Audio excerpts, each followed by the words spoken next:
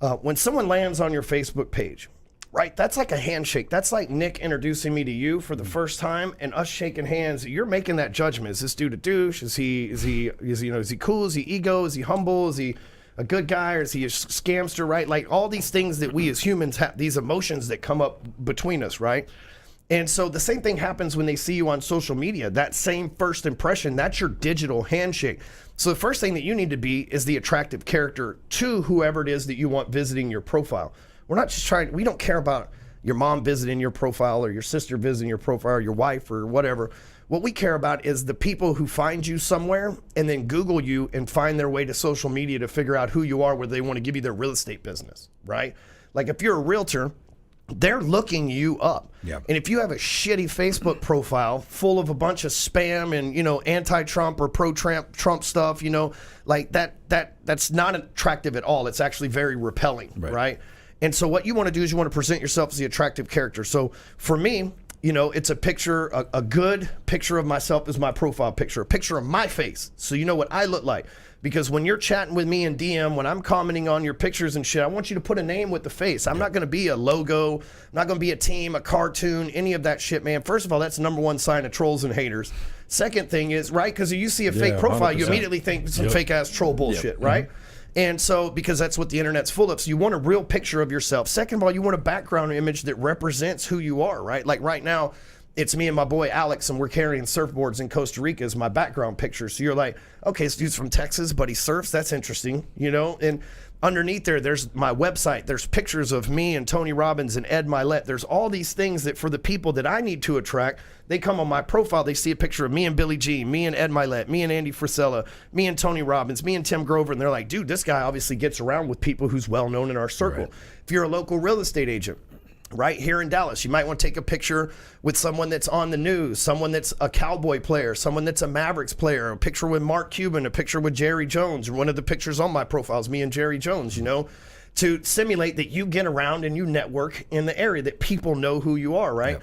And so when most people, what they do is they have like a profile picture and then some banner that's like text 422, for your real estate needs, or like, dude, first of all, that's the equivalent of me shaking your hand going, hey, very nice to meet you. Listen, I sell real estate. Do you know anybody who wants to buy, sell, or lease a home? And there's a card. Yeah, exactly. Right. And like it's a turnoff these days, right? There might be people listening going, I thought this dude was the hardcore closer and he's telling us to take it easy on people.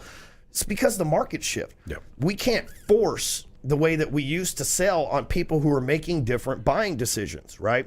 And people are making buying decisions based on their reconnaissance that they do. They search you on Google, they search you on Facebook. So you want to be that presentable person. Do you have to wear a suit and tie and act like you go to church on Sunday and everything? No, you don't have to do that. Be yourself, but at the same time, be that attractive character. When they land on the profile, go, oh, okay, well, he looks like a decent person. Yep. Oh, his post, they're thought-provoking or they're interesting or whatever. Be that attractive character. The second thing that you got to do is you got to get their attention first. That's the attractive character. Second thing that you have to do, and this is hard for people, is you have to engage them.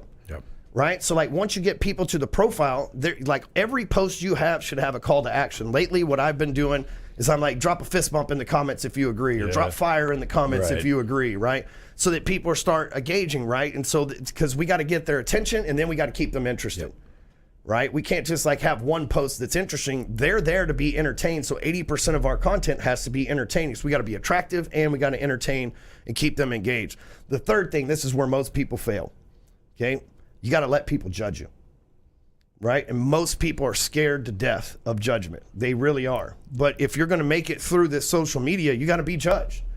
And here's the thing. So many people, these days, people's first judgment is like, oh, fuck that guy. Or, in my case, it's like, he's a douchebag or whatever, right? And I get it. You know what I mean? I'm loud, I'm aggressive, and I understand.